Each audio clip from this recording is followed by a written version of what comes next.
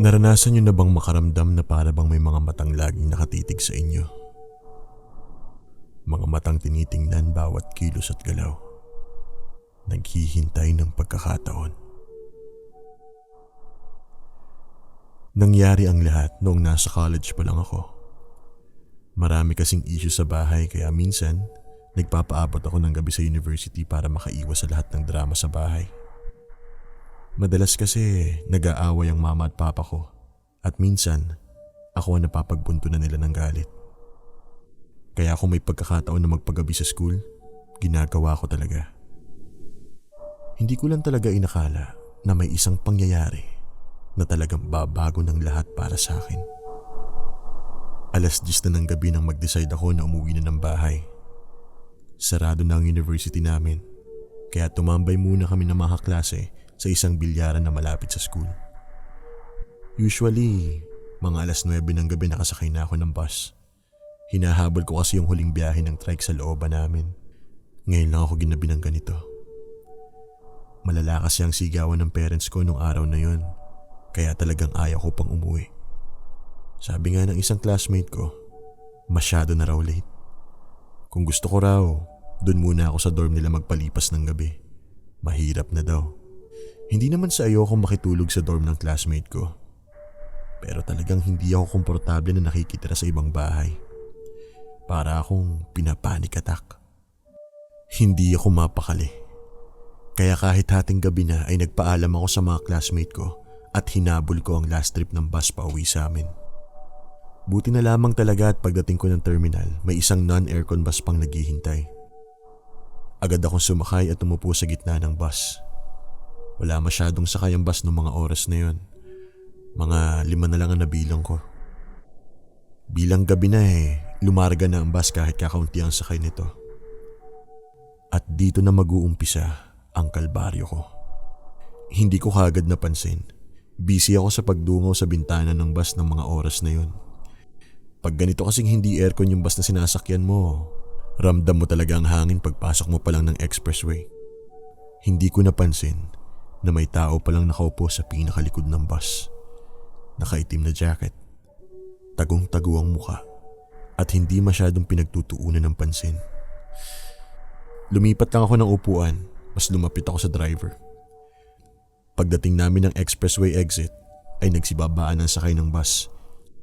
Maliban sa taong naka-jacket sa likod. Halos kaming dalawa na lang ang naiwan. Pag ganitong kakaunti na lang ang sakay ng bus ay pinapababa na kami ng konduktor at binibigyan na lang kami ng pamasahe para makauwi. Buti na lang talaga at bago lumihis ang daan ng bus ay kaunti na lang at malapit na ako sa amin. Pagbaba ko ng bus ay napansin ko na wala na rin ang tao sa likod. Nakatabi kasi siya sa may bintana kaya napansin ko kaagad. Umasa talaga ako na sana may trike pa kasi medyo kinakabahan na ako noon. Sa kasamaang palad ay wala nang nakapilang tricycle. Dito na talaga ako nagsimulang mag-alala. Nag-message ako sa papa ko na baka pwede niya akong sunduin. Hindi ito nag-reply kaagad. Doon ko na nga napansin na ang nakatayo sa kabilang side ng kalsada ay ang taong nakita ko sa bus. Binilisan ko ang lakad ko. Sa isip-isip ko, kung sinusundan ako ng taong to, bibilis din ang lakad niya. At yun na nga ang nangyari. Bumilis talaga ang tibok ng puso ko. Nararamdaman ko na talagang may masamang balak sa akin ng taong to. Wala nang isip-isip. Tumakbo na talaga ako.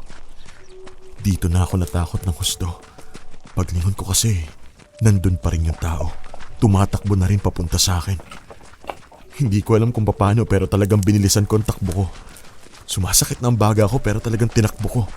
Pag huminto kasi ako, alam kong katapusan ko na. Pero dahil kabisado ko ang lugar, nailigaw ko kahit papano ang humahabol sa akin. Nagtago agad ako sa gilid ng damuhan at doon ako dumapa.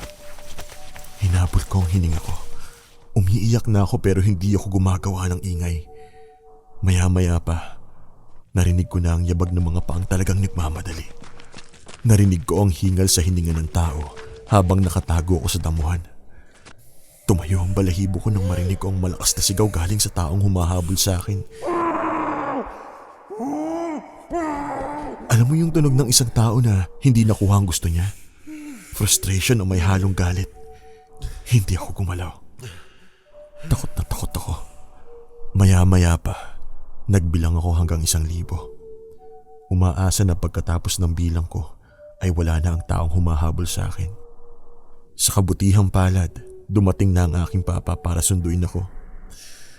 Buti na lang at nagawa ko mag-message sa kanya kung nasaan ako. Umiyak talaga ako habang yakap-yakap ako ng papa. Sa isip-isip ko, paano kaya kung hindi ko kabisado ang lugar? Paano kung sa bus pa lang nahuli na niya ako? Ano kaya nangyari sa akin? Simula ng araw na yun, palagi na akong sinusundo ng papa sa takot na mangyari muli ang pinaka nakakatakot na pangyayari sa buhay ko. Siya nga pala, nabanggit ko ba sa inyo na may tahi ang 2 mata ng taong humahabol sa akin? Oo, hindi ko alam kung paano niya ako nakikita, pero nahabol niya ako.